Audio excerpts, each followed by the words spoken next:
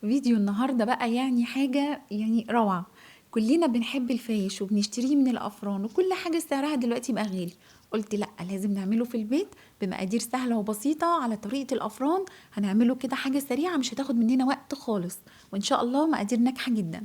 نبدأ أول حاجة نسمي الله ونصلي على الرسول عليه الصلاة والسلام، ونجيب عندنا بولة حلوة كده وننزل فيها بكوباية من المية الدافية، عليها تلت كوباية من الزيت، وهننزل عليهم كمان بمعلقتين سكر كبار كده حلوين بالشكل ده كده.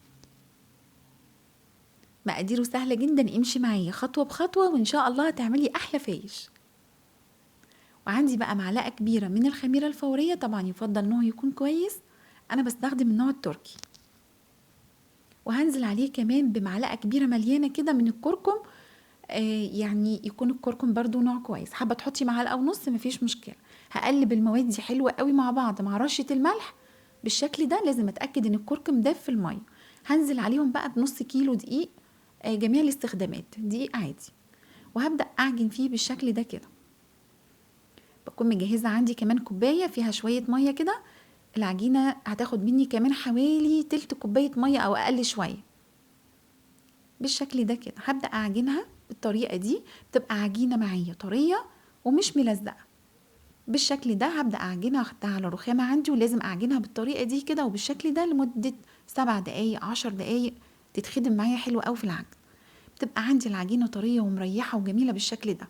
أنا مش هخليها تختمر الأول، أنا هسيبها بس ترتاح معايا 5 دقايق مش أكتر من كده.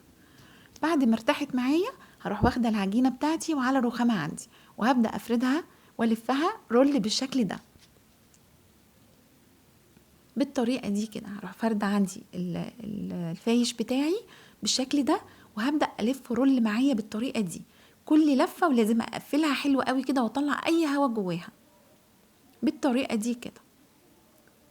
ولما الفها بقى لازم اقفلها من تحت حلو قوي علشان ما تتفتحش معايا في الفرن. وابدا اساوي بقى الفايش اللي عندي او الرول اللي عندي ده، لازم اخليه كله متساوي مع بعضه بالشكل ده.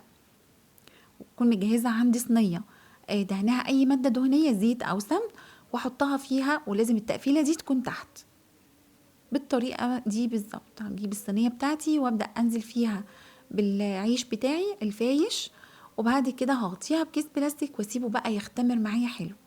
هسيبه في مكان دافي لمدة ساعة ساعة ونص حسب المطبخ عندك ودرجة الحرارة، وبتفرق طبعا من الصيف من الشتاء.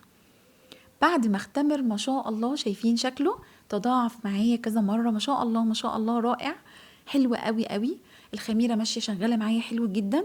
هبدأ أدخله فرن على درجة حرارة 200، ياخد معايا قعد حوالي ربع ساعة. بعد كده بعد ما طلعته من الفرن بسيبه يبرد تماما، ويفضل كمان ان انا اسيبه يوم، يعني ابدا اشتغل تقطيع فيه تاني يوم بالطريقه دي كده. هبدا اقطعه ترانشات بالشكل ده.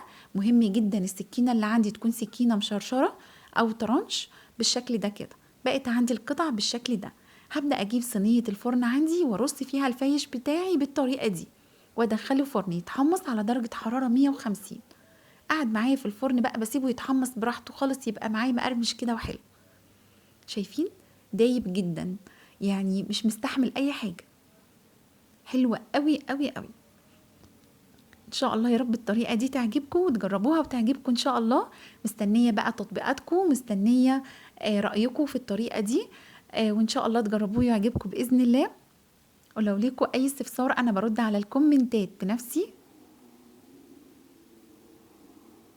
والسلام عليكم ورحمه الله.